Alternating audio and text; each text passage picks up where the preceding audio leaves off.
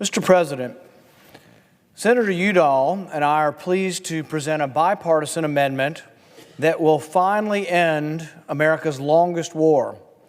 Our amendment will finally and completely end the war in Afghanistan. Over 4,000 Americans have died in Afghanistan, and over 20,000 have been wounded. It's time to bring our soldiers home.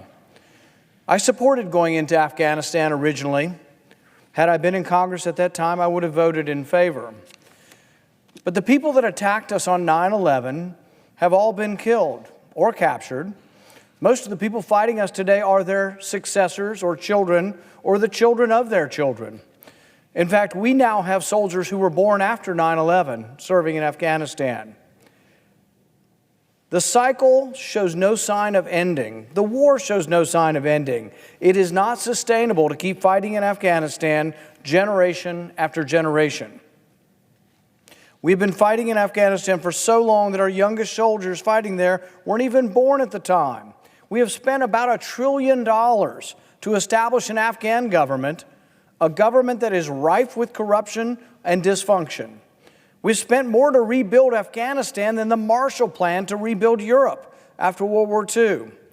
We've built infrastructure in Afghanistan and then watched it deteriorate and watched the Afghans be unable to even maintain the infrastructure we built for them, and they ask us for more money to maintain the infrastructure. Meanwhile, our roads and our bridges crumble here at home as we rebuild the infrastructure in Afghanistan.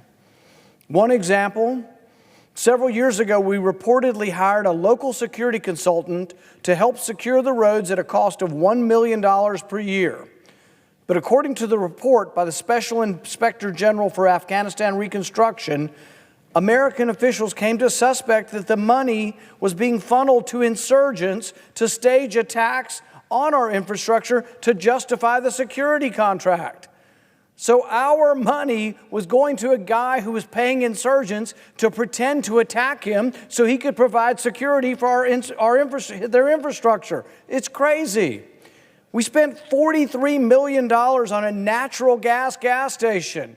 Guess how many vehicles in Afghanistan run on natural gas? 0. The gas station, you can't even find it. My staff went there to see if the money had been spent. They couldn't go there because it was too unsafe. Now the report is the gas station's been abandoned. $43 million. We spent nearly $80 million on a luxury hotel. Why is the American taxpayer building luxury hotels in Kabul? Guess what? The contractor ran off with the money. It's a skeleton, and Taliban now are said to climb up into the structure and shoot down at our embassy. What kind of foolhardy nature of government is it that we continue to stay there? These are just a few of the many examples that have had us spending more than we spent in Europe on the Marshall Plan. So we continue to pour good money after bad into Afghanistan, hoping that the outcome will somehow change, hoping that maybe the first 20 years will produce better results than the last 20 years did. This NDAA, this defense authorization that we're debating here in the Senate, even has a sense of the Senate in it, opposing a precipitous withdrawal from Afghanistan. We've been there for 20 years. How can we characterize withdrawal after 20 years after we defeated the enemy as precipitous? It's crazy. The American people say, come home, and this is your chance. Many people have said we should end the war. Today you get to vote. Are you for staying in Afghanistan for another generation? Are you for continuing a war that has lost its purpose? Today we get to vote. Up or down, are you for the war or against the war? Does the war still have a mission? The American people know better. They are ready to declare victory and come home. It's why President Trump's message resonated with so many. He said it's time to come home, and the people agreed. Not only is it time to end the war and focus on our needs at home, but it's time to reward those who fought the battle.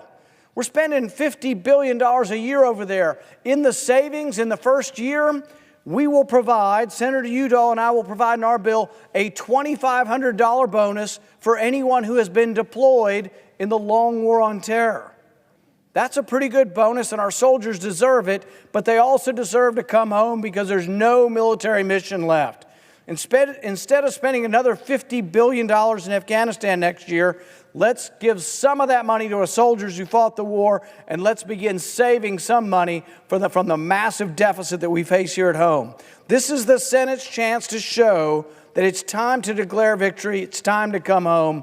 I urge support for my amendment, and I also remind senators, this is your chance to vote to end a war. Thank you, Mr. President.